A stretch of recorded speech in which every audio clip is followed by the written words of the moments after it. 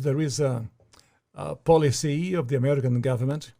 It's called the Kissinger Report, which was produced in the mid-70s when Henry Kissinger was involved with the government. And it explicitly states, which to this day, it remains the official policy of the American government. It has not changed. It may not be implemented by Trump, but it remains the same. That the purpose of the foreign policy in Africa was to reduce the population. So to give aid to countries in Africa, not clean water and schooling and things like that, but contraception and abortion, in order to shrink the population of Africa, because they have great mineral resources there.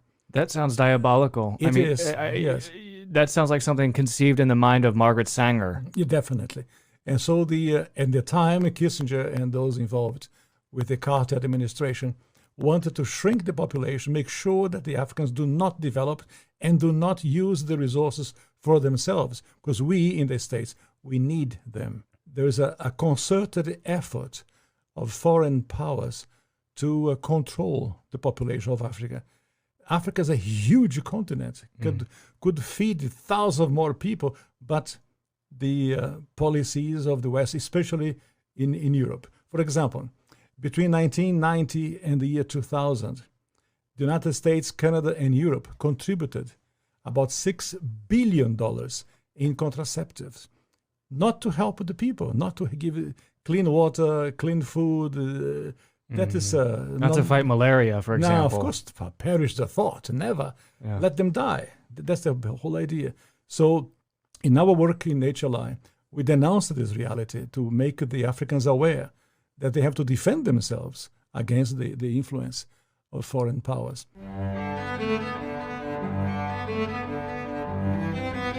Well, I think when it comes to Africa, we've all realized American foreign policy in Africa has never been for the benefit of the Africans. They might tell us that they are in Africa to help us. They might tell us that they are there in good faith. They might tell us that the only reason they are in Africa is to help Africa grow and progress.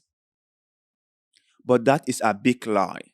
If you're someone, right, who is educated, if you're someone who follow the news, if you're someone who listen to people, okay, who pay attention when influential people in Africa or when Pan-Africanists are talking, you must have realized this, because Pan-Africanist leaders in Africa have been saying this for years now.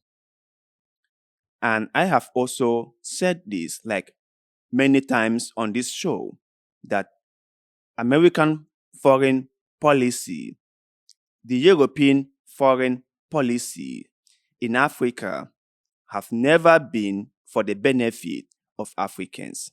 It has always been for their own benefit.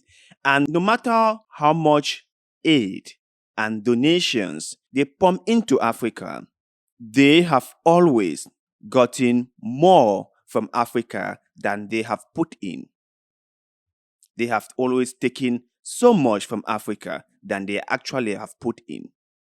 Because if they really wanted Africa to develop, if they really wanted Africa to be prosperous, they wouldn't have taken out leaders in Africa who were trying to build and develop their own countries. They wouldn't have taken out leaders who spoke against them. We all know that.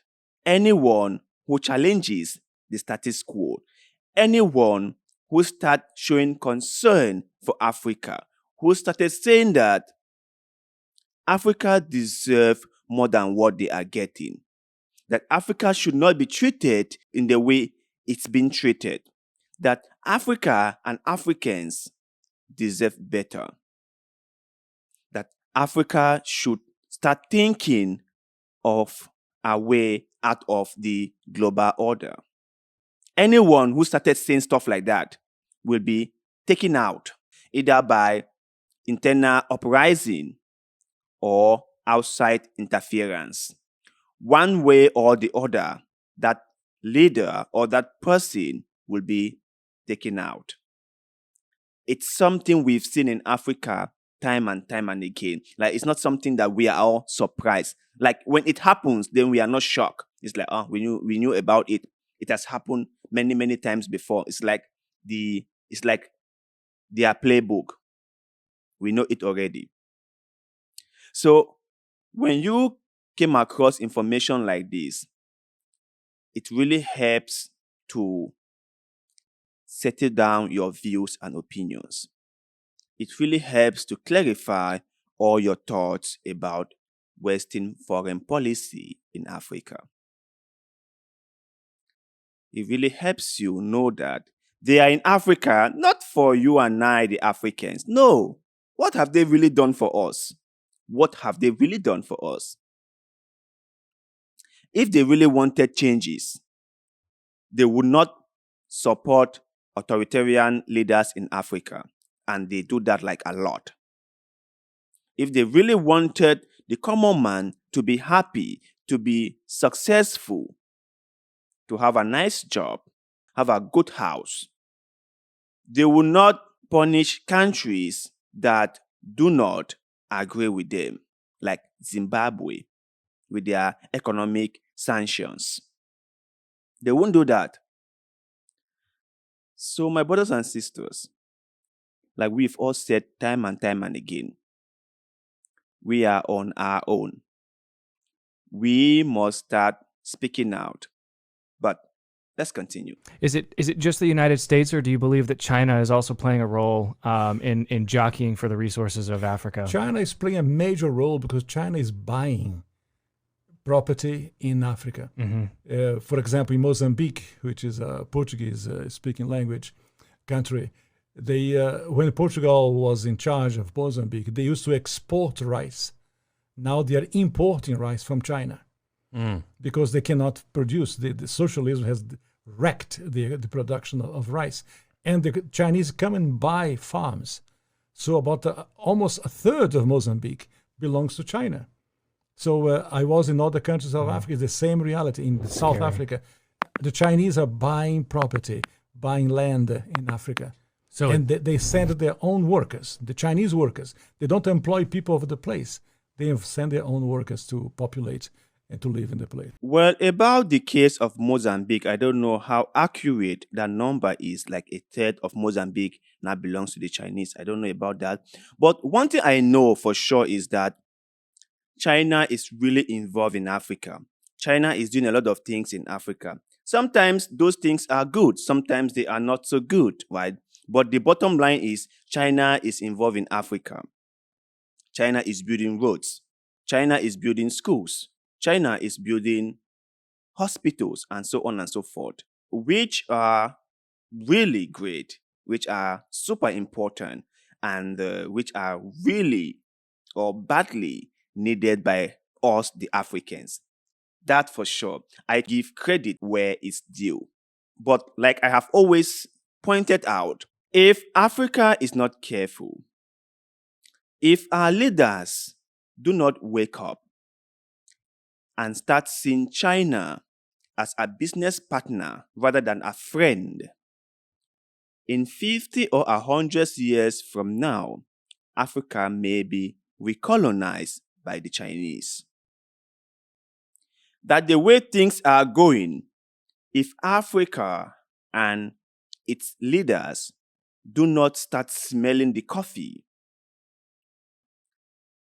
in 100 years from now, we will have Chinese all over Africa owning all the stuffs. That China understands the long game. China knows how to play the long game.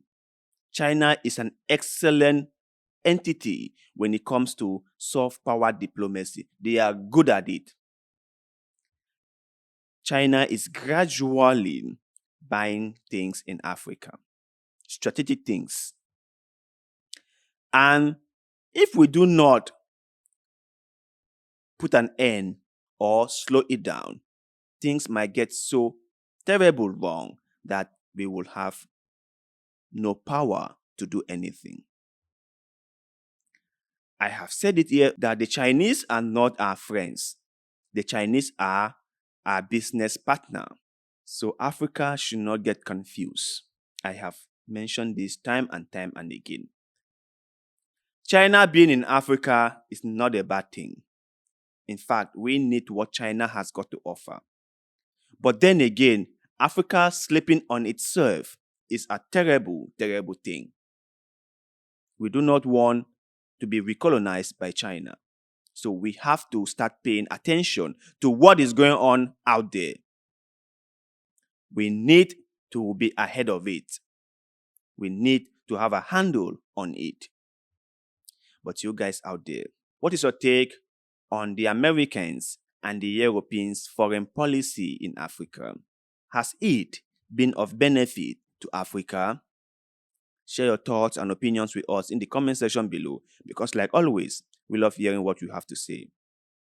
And also, please do not forget to like this video, share this video, follow our Facebook page, and most importantly, subscribe to this channel, because little bit of good way, like what you're doing just now, help us a lot, and we shall ever be grateful to you. So thank you very much for doing just that, and like always, see you in the next one.